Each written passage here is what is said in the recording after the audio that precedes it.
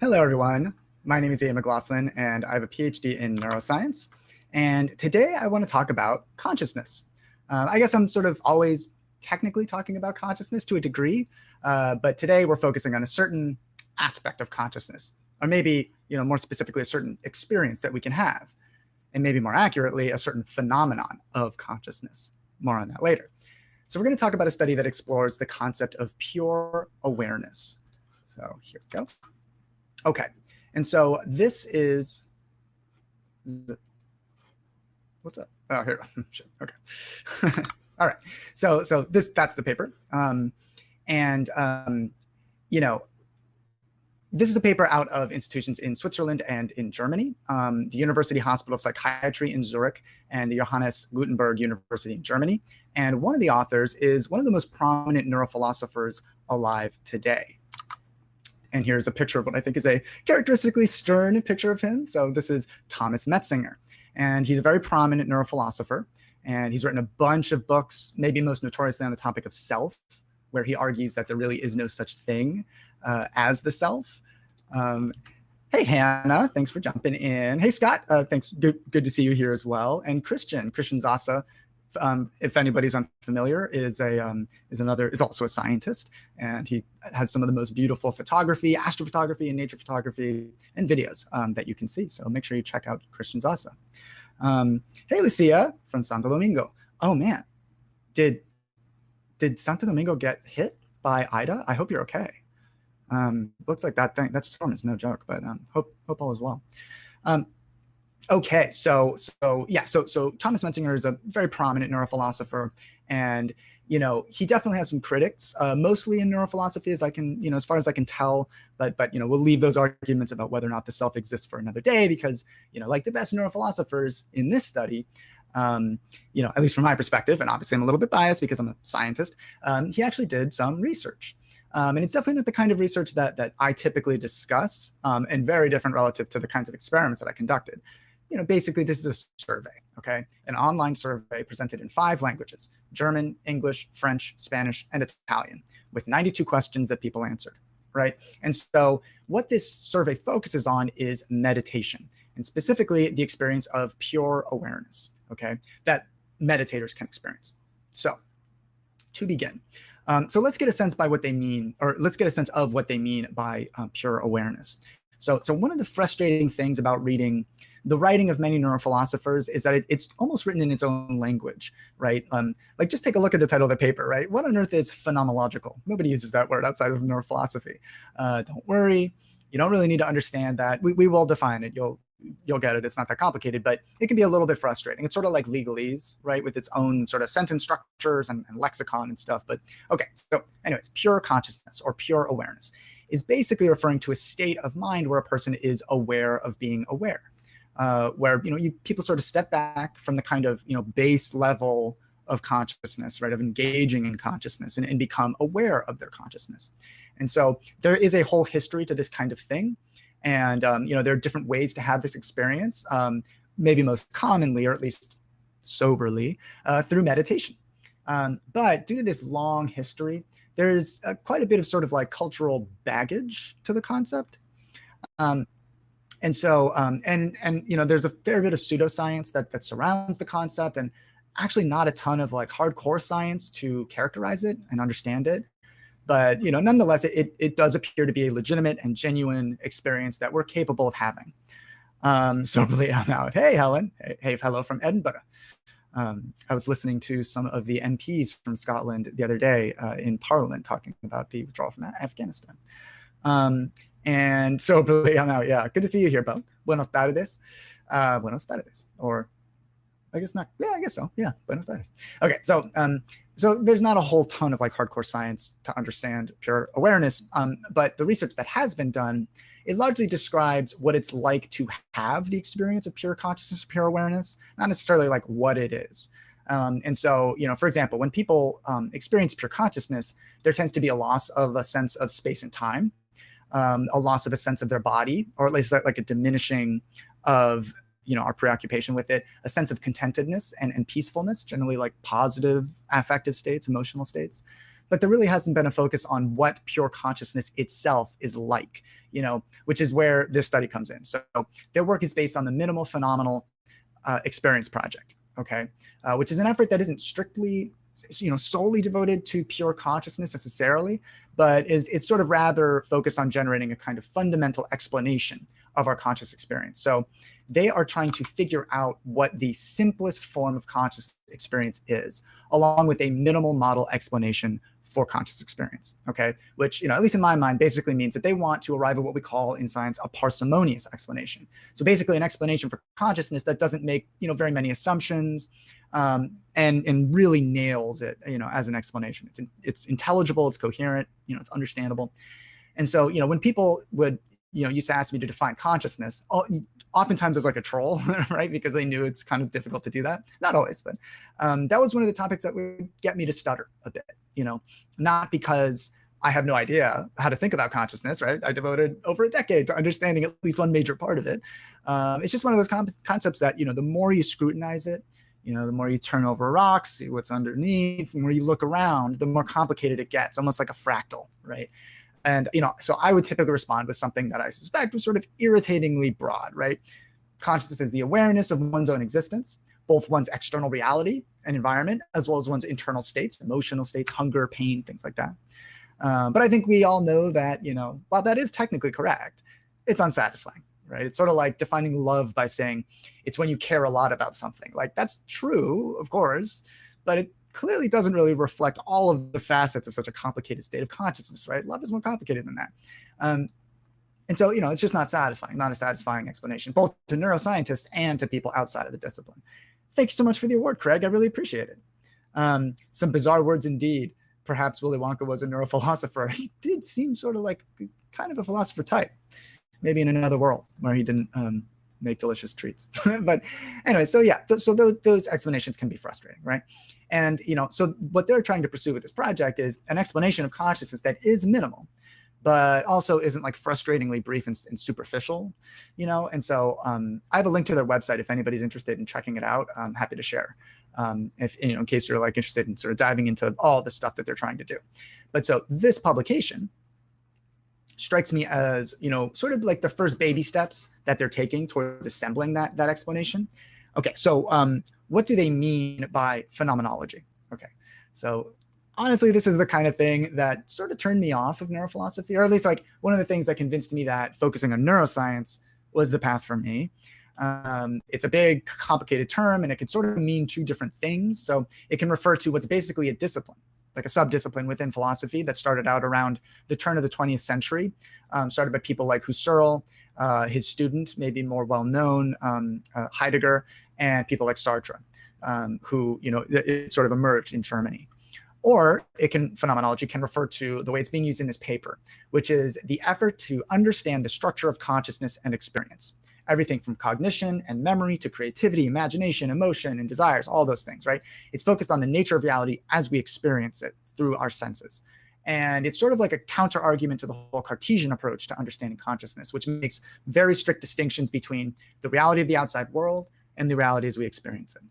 And so, yeah, it's more complex. In another world where he didn't make delicious treats or murder children. Yes, right. Yeah. Gosh, that movie, I probably watched that movie like dozens of times when I was a kid. It is dark in retrospect. But anyways, so here's another example of like what's almost like an affectation in at least neurophilosophy that was just kind of a turn off to me as I was like learning it. They use the term explanadum. Explanadum, like what? Really? I don't know about you, but I've literally never heard that term used. And, I went to grad school at like a really great neuroscience institution, never came up. Okay. And in case you don't know what an explanadum is, it's another word for explicandum. So obvious, right? Oh, that makes sense. What? Right? So basically explanans or explanans are things that do the explaining, while the explanadum is the thing that explanans are explaining. So super useful, right? Very intuitive stuff. Maybe it's just me, but I feel like we have plenty of words that can suffice without having to invent, completely inscrutable terminology to describe the process of explaining something, right? Anyways, so they're working on trying to figure out if it's possible for someone to simply be aware of being aware, okay, and nothing else. It's, they're trying to identify the very specific minimal parts of the brain that are necessary for a conscious experience. That's their first goal. Their second goal is maybe a little bit more approachable, but it is where they use that term explainatum. So basically, their goal is to figure out a way to explain consciousness in a way that's more intuitive. Like whenever someone asked me to explain consciousness, it's such a gigantic topic that I basically had two choices. It was like I could either go with something that's so complicated and involves touching on a whole bunch of networks of anatomical structures and networks of networks, and how they interact with each other, how they form these networks of networks, and then out of all those interactions, comes consciousness. Or I could go with a far less tangible explanation. It's the thing that fairly elaborate brains produce, and depending upon the structures that are present in those brains, you can have different types of consciousness, right? You can have, if you have the sensory organs of a dolphin or a bat, you're sensitive to sonar. If you have the photoreceptors of a beautiful mantis shrimp, you can see, versions of color that, we can really only imagine basically by using computers. And so the vast majority of us have 3 photoreceptors, which are basically sensitive to wavelengths of light that, correspond to red, blue, and green, right? RGB. And, those wavelengths combine to generate all the colors that we can see. Some of us, those of us who inherited 2 X chromosomes, they can have 4 photoreceptors. And as a result, they're able to even more precisely distinguish between colors that most of us would see as exactly the same. And it's mostly somewhere between red and green colors, right? They're better at distinguishing those colors. And by the way, some studies suggest that 15% of women may have that interesting 4th photoreceptor. And some studies suggest it may be even more common than that. But the point is, humans at a maximum, generally have 3 photoreceptors. Some of us are gifted with 4 photoreceptors. The mantis shrimp, they have 12 photoreceptors. And 8 of those 12 are sensitive to the types of colors that we can see, right? The visible light spectrum. Though, they theoretically could distinguish between a whole variety of reds, for example, that we'd see as precisely the same color red. Or at least, that's what you would think. There's actually evidence that they're actually worse than us at distinguishing, colors, despite their that whole wealth of photoreceptors. It's more complicated than that, but whatever. They also, so that was 8 of them. They also have 4 photoreceptors that are sensitive to ultraviolet wavelengths, to which we are not. And so, there's something very interesting and very different going on in the mantis shrimp visual system. And, it's kind of a complicated story from what scientists can tell. But, I bring this up because, they clearly have a different visual module in their consciousness, simple as it may be. And so, if you have the mantis shrimp visual module, your consciousness will be accordingly different. Okay, now we're in Lewis Carroll territory. Heidegger is very difficult to read. Yeah, for me, they all are. And so is Thomas Metzinger, to be clear.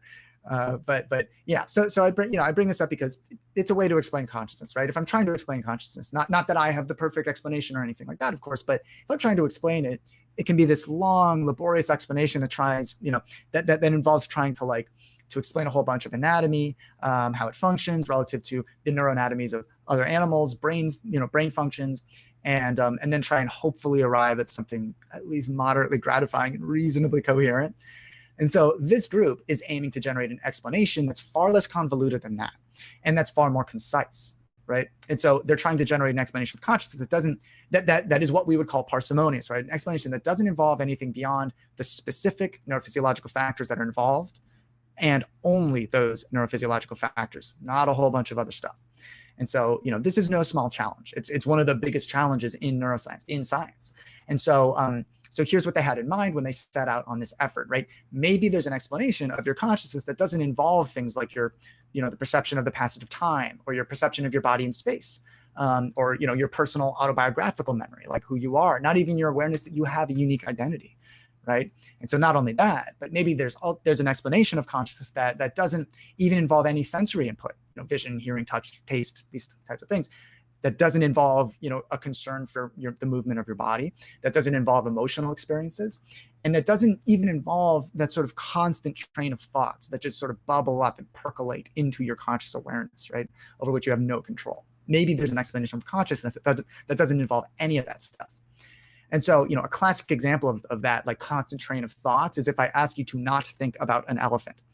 So it's basically impossible for you to not, at least for a moment, think about an elephant, right? It just sort of happens to you. You have no actual control over it. Is there a version of consciousness that exists independently of even that component? Okay. And so if there is a version of consciousness that not only exists independently of that concentrated thoughts, as well as a version of consciousness that exists independently of all those other things that I listed, can we hone in on what parts of the brain are involved in generating that minimal consciousness, pure consciousness, in other words, pure awareness, interchangeable terms. So that's the fundamental goal of this group. And let me tell you, it is about as lofty a goal as goals get in neuroscience, right? And neurophilosophy. And, to be completely clear, this is about as baby of a step as baby steps get, right? In terms of that progress towards achieving that goal. This is an incredibly simple study. It involves almost no actual science, but I think this is a fun effort. And I think it's the kind of thing that helps to sort of plot a course for more hardcore neuroscience research. It's hard to find treasure without a treasure map, that kind of thing, right? Okay, so that's what they're working on. And here's how they did the work. So as I said, this is basically a survey. It's a fairly expansive survey. Though, this is where, and the way they conducted it, this is where some concerns regarding just how reliable these data really are. More on that, I'll touch on that a little bit later, but they focused on specifically meditation, okay?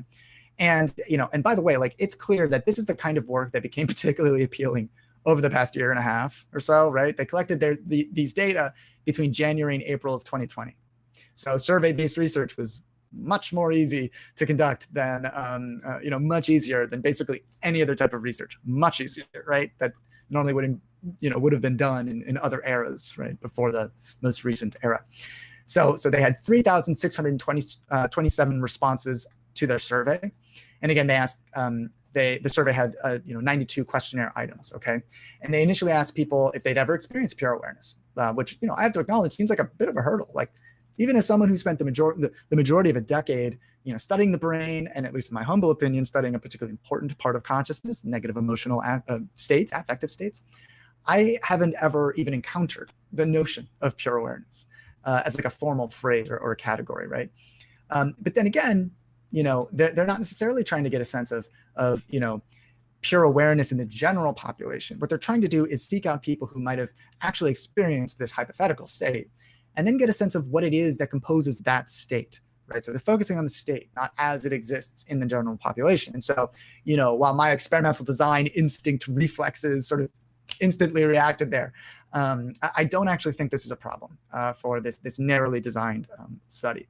Thank you very much for the award, unverified user. I really appreciate that. It's very generous of you. Okay, right. So I know that that's a little bit of a persnickety kind of point, but whatever. I figured I'd share it as an example of one way that a study can be evaluated. So that said, when it came to people who responded the way I would have, which is I have no idea what you mean by pure awareness, they were included in the survey, but only responded to purely demographic questions about basically who they are, right? Like if they have religious affiliation, if they use any substances, if they have any psychiatric diagnoses, how frequently they meditate, and how they meditate. Okay, so who composes this study? Here you go. Here, I'll do this. All right, so the average participant was 52 years old, and they had just about half and half male and female responses, with a little bit more females and males. And they present more info about who the respondents were than just this, where the respondents were from, the vast majority of whom from Germany, unsurprisingly, which we'll touch on a little bit later. But as you can see, they had folks who spoke a whole bunch of different languages. But as you can also see, there you go. The study participants were from a pretty specific collection of nationalities, right? Over half of whom from Germany, which again, unsurprising. Definitely not thoroughly confounding that the vast majority were from Germany. But it's just worth keeping in mind as we interpret, these findings. It's not necessarily representative of the entire population, although it very well may be. Anyways, so they had a pretty wide range of meditation experience and meditation durations, ranging from 0 years of experience, so people just starting out, to 55 years of experience, so veterans.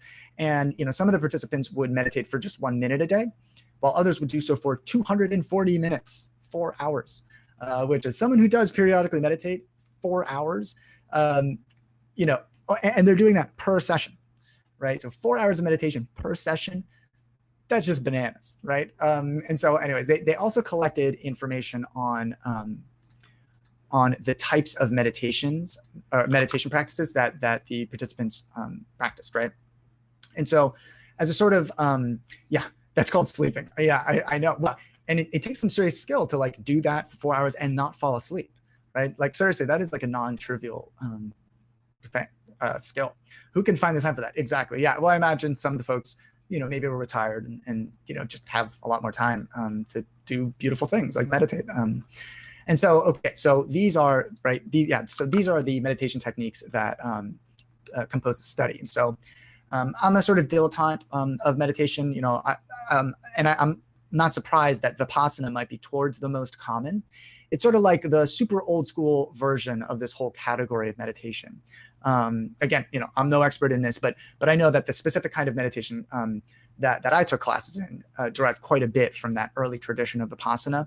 And we're talking like thousands of years ago, Vipassana. Okay. I am a bit surprised that TM, which stands for Transcendental Meditation, was the least common. I thought that it was quite a bit more common than that. The whole TM thing is like it's a different topic. It's complicated and it's not all a positive story. And to be clear, the classes that I took would be that MBSR category, which stands for mindfulness-based stress reduction. It's sort of like a curated, let's say, discipline of meditation, right? It's completely secular, like that kind of thing.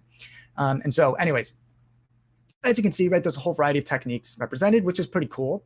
And it's also, it's interesting that so many different techniques arrive at what seems to be at least one shared conclusion: pure awareness or pure consciousness, right? Topic for another day. So the group had their participants answer questions on a visual analog scale, okay? Basically from 0 to 100. So what is an analog scale? You're actually probably more familiar with it than you might think. So basically, like, imagine two ways that you could control the volume of whatever speakers you're using right now, your headphones or whatever.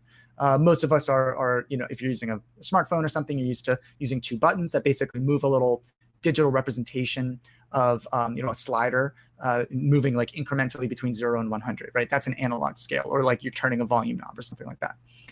But then, so now imagine that instead of that kind of system, you just had 10 buttons on your phone, and the volume is entirely determined by which specific button you press. And so like you can press the 6th button, and that would correspond to a very specific volume. And you could press that 6th button like 20 times and nothing is going to change, right? You're set to that specific volume, and you can press it as much as you want, but you're not moving, right? That is not an analog scale. So these study participants were basically doing the equivalent of like sliding a volume slider back and forth in response to certain questions about their experiences of that minimal phenomenal experience, that experience of pure awareness or pure consciousness. And so here are some examples of the questions that they asked. I know this might be a little bit difficult to see, but maybe if you have a big enough screen. But so, so here are some examples of the questions they asked. So how alert were you? How awake were you? And by the way, like, I really like that they asked this specific question, just like, Bo is bringing up, a pretty common experience, at least among the folks with whom I took my mindfulness meditation class. One of the challenges was, beginning to drift off into a sort of pseudo sleep state, right? Like a very, very light sleep, which, by the way, it's not the goal of this practice. And so other examples of questions, was there a sense of self? Did you have mental images? Were you thinking about the future? Did you have thoughts? Were you planning or thinking about the future, right? Oh, yeah. I read that one twice. And so, and then another one, did you have spontaneously occurring memories? And so, that would be like, for me, like, well, so what these folks were doing, what was basically, there'd be like the most hardcore yes on the right-hand side, and then a complete and absolute no on the left-hand side, and then they'd move a slider, towards yes or no, and the slider would default in the middle, of course, right? And so the authors, the philosophy, or the philosophers, I guess there's philosophers and scientists, but they acknowledge that this format, this question format, this analog scale format wasn't necessarily optimal for every single question that they asked. So particularly for questions that are really binary, that are like yes or no.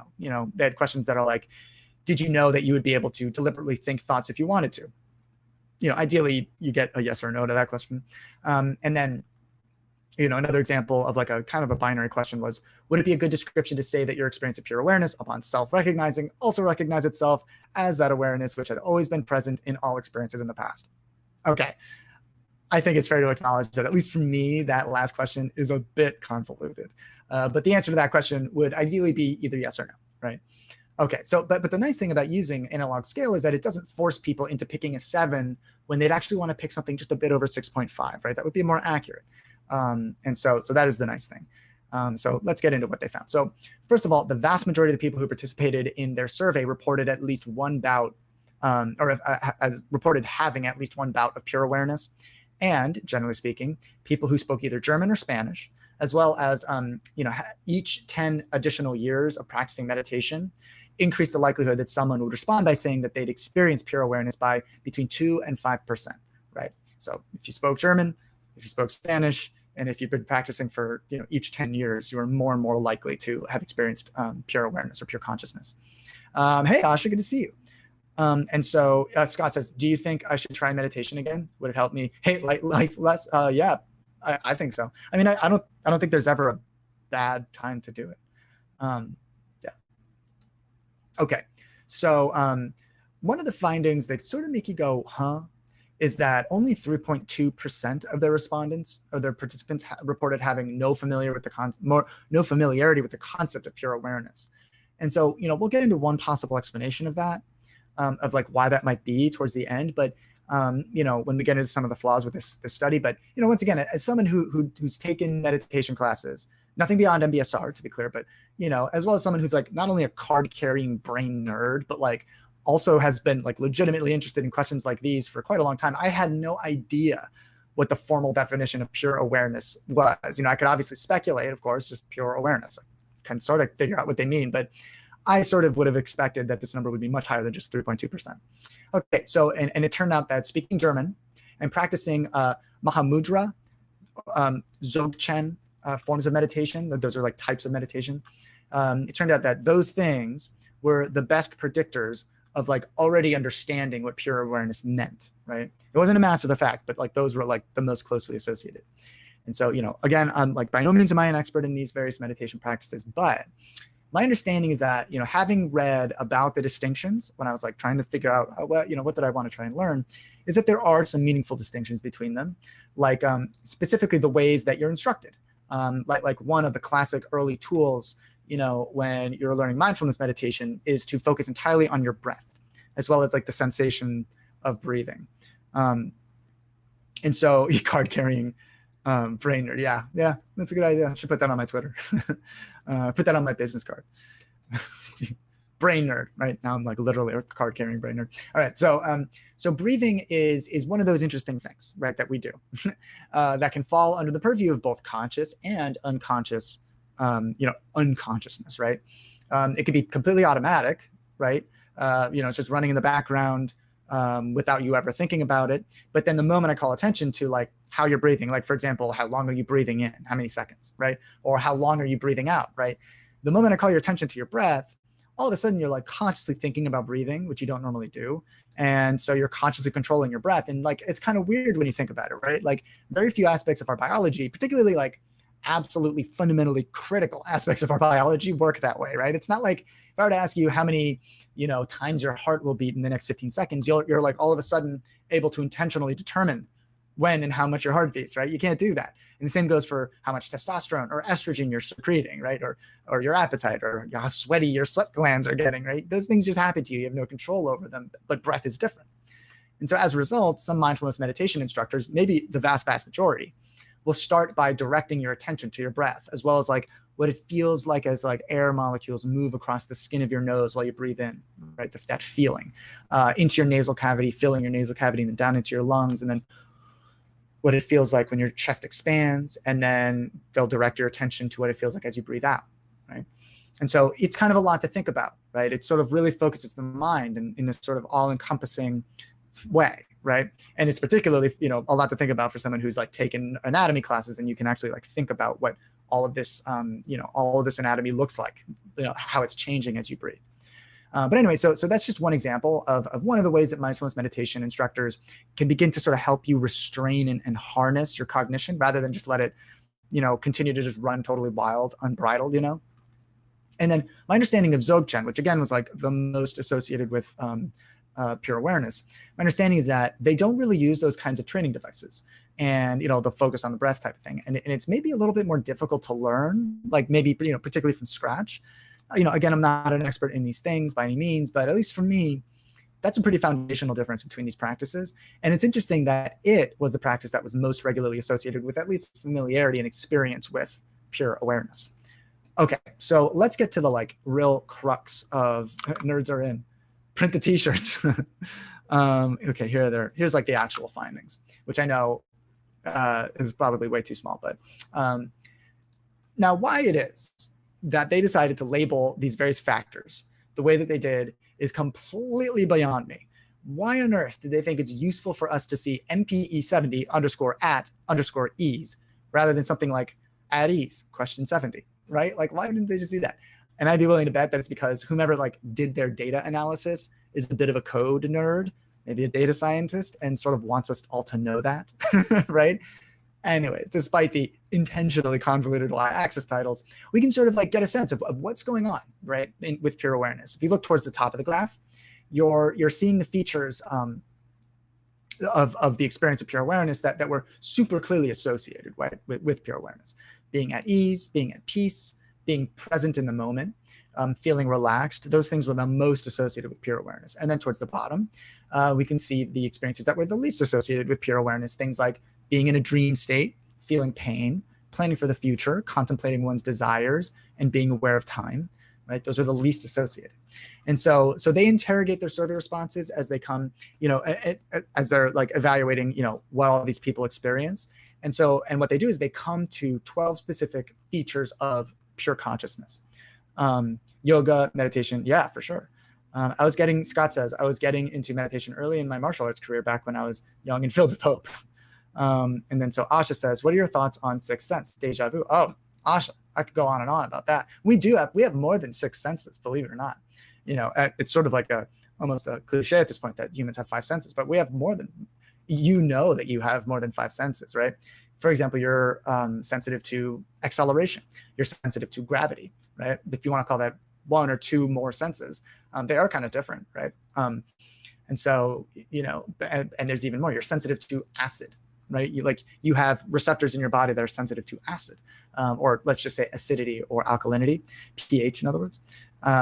You're sensitive to a whole variety of additional aspects. You're sensitive to barometric pressure, right? So, we have more than five senses for sure. Deja vu, however, is different. Deja vu, we actually kind of understand a fair bit about deja vu. I actually have a podcast episode or two on deja vu. But basically, the short story is that it turns out that if you stimulate a certain part of the medial temporal lobe, basically like right about here, like if you were to treat the fist as the brain, it'd be like right here.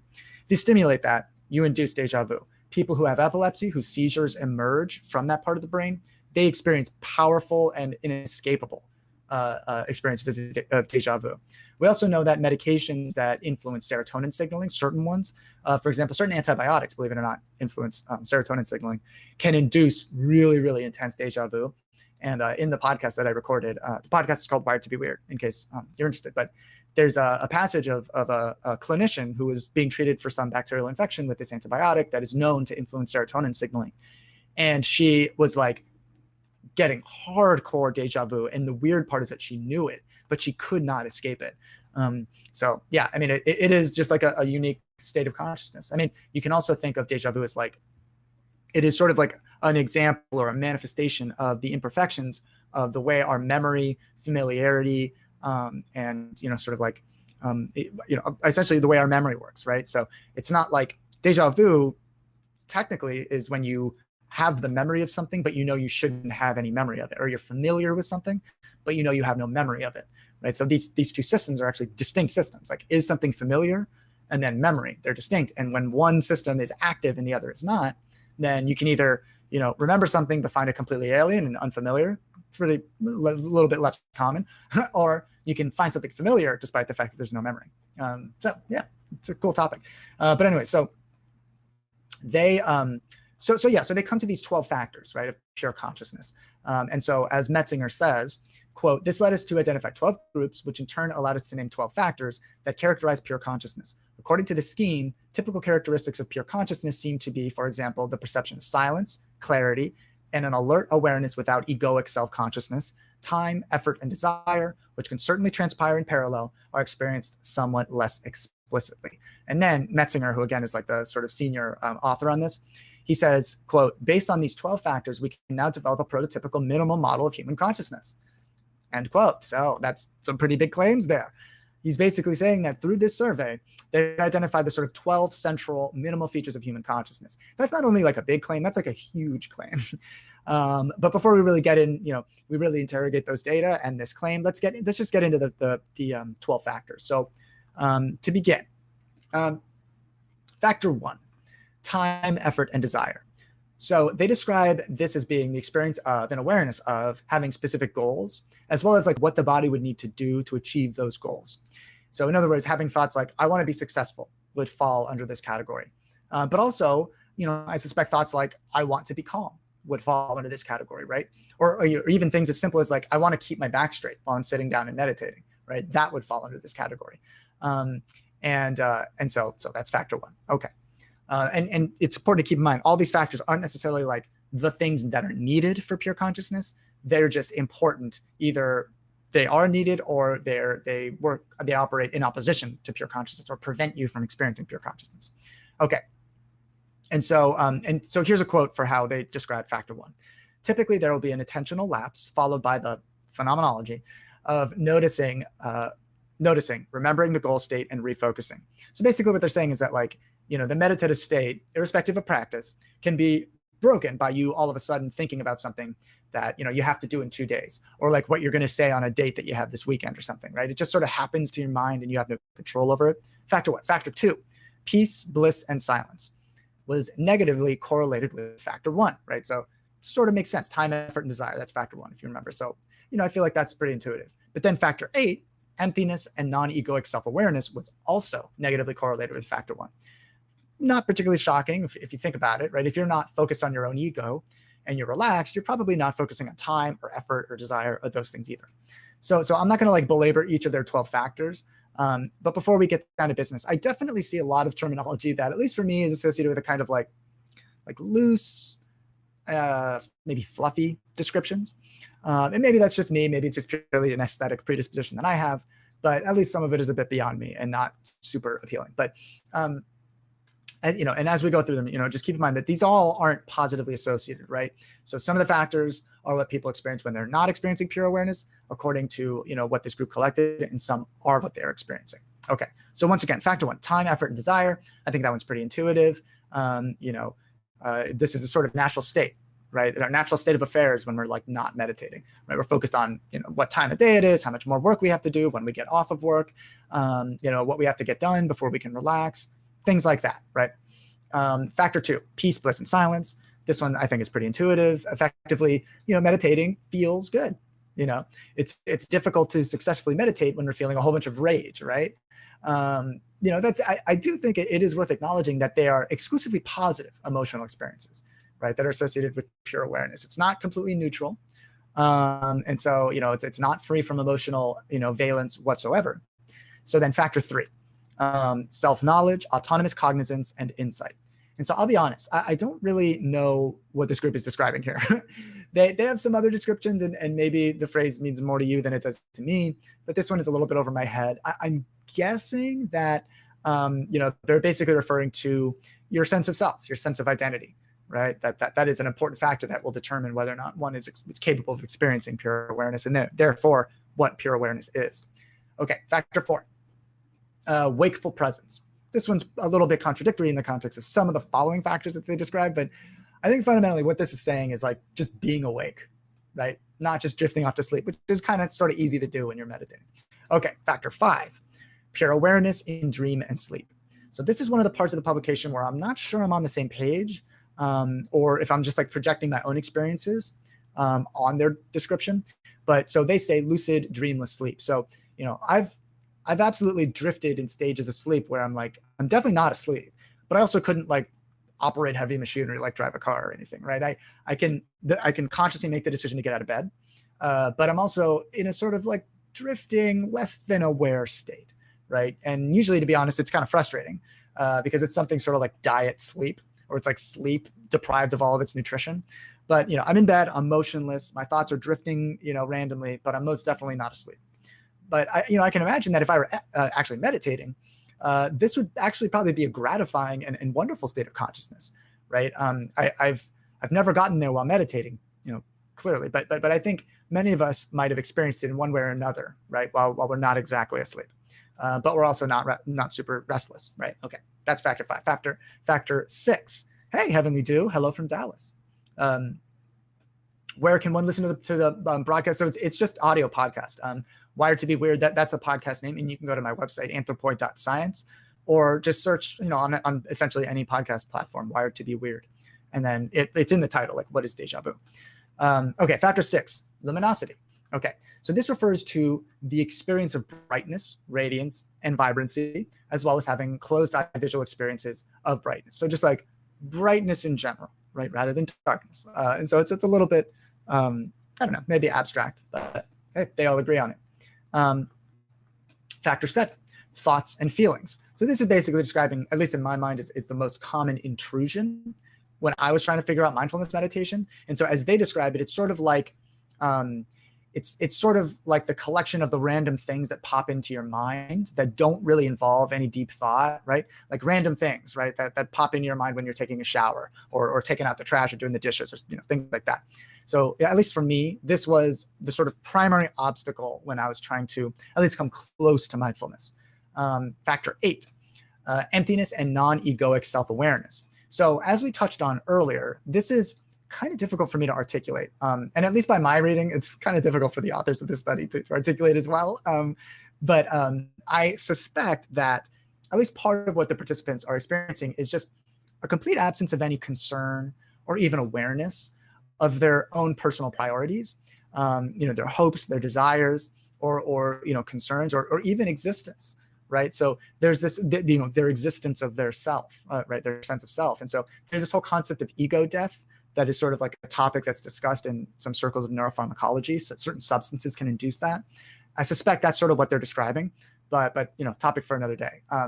Next, okay, factor 9. Let's make some progress. So sensory perception in body and space. So basically, this is like you're focusing on what's going on with your body, right? And so this one's maybe the most unsurprising for me. Like, I think it's why sensory deprivation tanks have been rather popular, actually for several decades, but particularly recently. They like really help to completely mitigate the intrusion of your sensory nervous system into something like pure awareness, right? If you're noticing that it's cold, right, you're not experiencing pure awareness. You're focused on it being cold. If you're like suddenly itchy, right, or if you're feeling an ache in your knee or your back, right, if you're suddenly driven to crack your knuckles, things like that would all work against your ability to experience pure awareness. Okay. This was definitely one of the first hurdles that I encountered when I was doing my mindfulness meditation class. It's too hot in this room. It's just like, that's basically always the state of affairs in my mind in any room that isn't this room right here. That's above like 64 degrees. Kind of frustrating. Anyway, so then factor 10, touching world and self. So this one's a little bit abstract, but they're referring to when you might describe, a lovely experience like cuddling, for example, as being warm, right? It's a warm experience. Even if you're not like under the covers or if you're not like literally warm, it's sort of a nice, cozy, warm experience, right? Touching the world and self. And then factor 11, mental agency. So this one's a little bit tough. I think this is the sort of central feature, moment in, that mindfulness is focused on achieving. Basically, those moments where you're aware that you could begin thinking about a specific thing, you could, and you either elect to go ahead and think about it or you don't, right? And when you're in a mindful state, you don't think about those things. They're just options, just that you can sort of see arrayed before you. You not literally see it, maybe for some people, I guess, but you could engage in that thought or you can just not. And then the exercise in mindfulness is to train yourself to just not. Right, as opposed to the sort of natural state of affairs, which is where you're already there. There's no choice. You're thinking about it. That's sort of like the skill that mindfulness meditation is trying to impart, and it can be very useful. So I know that's kind of like a lackluster description, I understand, but I'm pretty sure that's what they're describing. And then finally, factor 12, witness consciousness. So I have to admit that at factor 12, these folks are having a conversation that's a bit over my head. I suspect it's the kind of experience that's maybe difficult to use words to describe in a way that's like intelligible. I suspect they're describing the kind of thing that you have to experience, really, right? It's like what Morpheus said in The Matrix: you have to experience it. I can't tell you what it is. the Matrix. And so, you can't really describe it. You had to be there, right, to get it, to get, witness consciousness, which is their final factor. Okay, so those are the 12 factors that this group of seasoned neurophilosophers and researchers honed in on that describe the sort of minimal features of human consciousness. When you strip away all of the extra stuff and all that's left is consciousness, it's determined by or characterized by those 12 factors. And then theoretically, those 12 factors would correspond to neurophysiological, neuroanatomy, literal circuits of neurons that need to be active or inactive to impart that experience of pure consciousness. And so, like every study, even when it comes to a simple study like this, which is just a survey, there are limitations that need to be acknowledged, right? Whenever you're reading science, seeing new science, you always have to scrutinize it. And so the main one is what I mentioned early on. So it's how it is that they recruited their participants. So they started by sending their survey information to a group of people who are regular and committed practitioners of meditation. So no big deal there, right? That's fine. But how did they identify those who received those emails? Well, the study says that Thomas Metzinger himself, right, the senior author, the very well-known neurophilosopher, he himself emailed that survey out, right? And so I'm sure I don't have to belabor this point that this introduces a bit of a problem regarding like who exactly composed the sample population of this study. It's almost certainly why the vast majority of them were German speakers, because Thomas Metzinger himself is German and lives and works in Germany. So bit of a convenience sample is what we would call that. It's not, these were presumably people with whom Metzinger had either interacted or at least shared some kind of maybe meditation related network. And so, it's not exactly an ideal recruitment strategy. Like as much as I would like to be, I'm not part of Thomas Metzinger's meditation network. And I imagine you aren't either, right? It's not like a massively confounding problem because again, we're focusing on understanding what pure awareness is, not how it's experienced by your average human, right? Kind of kills the random factor, huh? Yeah, exactly. Yeah, and so, it's just generally good practice, even if you don't necessarily need to have a more random participant pool, right? And I don't think that they do need to have a more random pool, but it's just good practice, right? Because there are inevitably some confounding factors that can arise from a convenience sample like this. But anyways, not a huge deal. And, I don't think it compromises this study fatally. But, that said, those 12 factors are the specific things that all of these people who have experienced pure awareness, they all agree on being central to the experience, right? And so, to be clear, like a lot of that isn't super intuitive to me. Like a lot of what we went through, maybe it is too. But, I definitely struggle with understanding at least some of what they're describing. And then, on top of that, this is fundamentally a survey, right? However, it is a step, an early step towards understanding some of the most unusual, some of the most sublime experiences that we can have. And I find it to be a really interesting effort.